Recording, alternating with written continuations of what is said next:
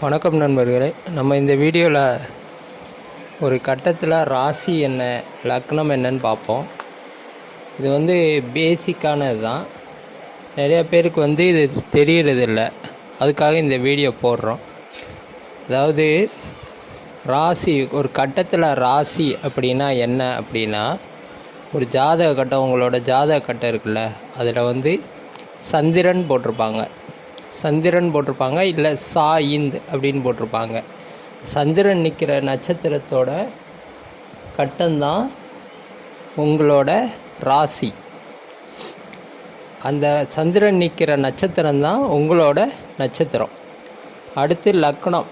லக்னம் பார்த்திங்கன்னா அந்த கட்டத்திலே நீங்கள் உங்களை பார்க்கும்போது தெரியும், லா அப்படின்னு போட்டு கீழே கோடு போட்டிருப்பாங்க, ஒரு சில கோடு போடாமல் விட்டுருப்பாங்க. அதுதான் உங்களோட லக்னம். அது நீங்கள் பிறக்கும்போது சூரியன் என்ற நட்சத்திரம். அடுத்து இந்த ராசினா என்ன, இந்த லக்னம்னா என்ன அப்படின்னு பார்ப்போம். நிறையா ஜோதிடர்கள் லக்னம்தான் ஆத்மா, உயிர், அதுதான் எல்லாம் அப்படின்னு சொல்கிறாங்க. அது தவறான விளக்கம். அதாவது என்ன அப்படின்னு பார்த்தீங்கன்னா, இந்த லக்னம் அப்படின்றது எதை தீர்மானிக்குது அப்படின்னா, உங்களோட தோற்றம். அதாவது நீங்கள் பார்க்க எப்படி இருப்பீங்க, உங்களோட நிறம் என்ன, உங்களோட உடல் எப்படி இருக்கும், உங்களோட ஹைட்டு, வெயிட்டு, உங்களோட உடலோட வலிமை, ஸ்ட்ரென்த்து, இதெல்லாம் எப்படி இருக்கும் அப்படின்னு குறிக்கிறதா லக்னம். இந்த லக்னத்திலேருந்து தான் உங்களோட வாழ்க்கையை தீர்மானிக்கலாம். இப்போ உங்கள் லக்னத்தை வச்சு உங்களோட வாழ்க்கை எப்படி இருக்குன்னு பார்க்கலாம். லக்னத்திலேருந்து ஒவ்வொரு கட்டமாக எண்ணி போவாங்க. அப்படி பார்த்தோம் அப்படின்னா, இந்த லக்னம் உங்களோட ஆத்மா கிடையாது, உங்களோட உயிர் கிடையாது. ஆனால் நிறைய ஜோதிடர்கள் இந்த லக்னம் தான் உயிர், ஆத்மா அப்படின்னு சொல்லி வீடியோ போடுறாங்க, டிவிலலாம் சொல்கிறாங்க. ஆனால் இது ரொம்ப தவறான செயல். இந்த உயிர், ஆத்மா அப்படின்றது என்ன அப்படின்னா, உங்களோட ராசி, சந்திரன் நிற்கிற நட்சத்திரம், உங்களோட ராசி இருக்குது பார்த்தீங்களா, அதுதான் உங்களோட உயிர், ஆத்மா. அந்த நட்சத்திரம்தான். நீங்கள் எந்த நட்சத்திரத்தில் சந்திரன் நின்றுருக்காரோ அதுதான் உங்களோட மனசை குறிக்கும், உங்களோட ஆத்மாவை குறிக்கும், உங்களோட உயிர் குறிக்கும். லக்னம்ன்றது உங்களோட உடலை தான் குறிக்கும். அதாவது உதாரணத்துக்கு, மேச ராசியில் ஒருத்தவங்க பிறந்திருக்காங்கன்னா, அவங்களோட உடல் மேச லக்னத்தில் பிறந்தவங்களுக்கு மேட்ச் ஆகாது. புரியுதுங்களா? அதே மாதிரி துலா ராசியில் ஒருத்தர் பிறந்திருக்காரு, துலா லக்னத்தில் ஒருத்தர் பிறந்திருக்காருன்னா, ரெண்டு பேரும் வேறு வேறு மாதிரியான தோற்றத்தில் இருப்பாங்க. ரெண்டு பேரோட குணமும் வேறு வேறு மாதிரி இருக்கும்.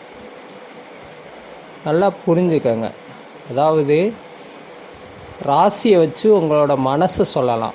அதாவது உங்கள் மனசு, அடி மனசில் இருக்கிற எண்ணங்கள், உங்களோட குணாதிசயம், நீங்கள் நல்லவரா கெட்டவரா அப்படின்றத உங்களோட ராசி நின்ற நட்சத்திரத்தை வச்சு சொல்லிடலாம்.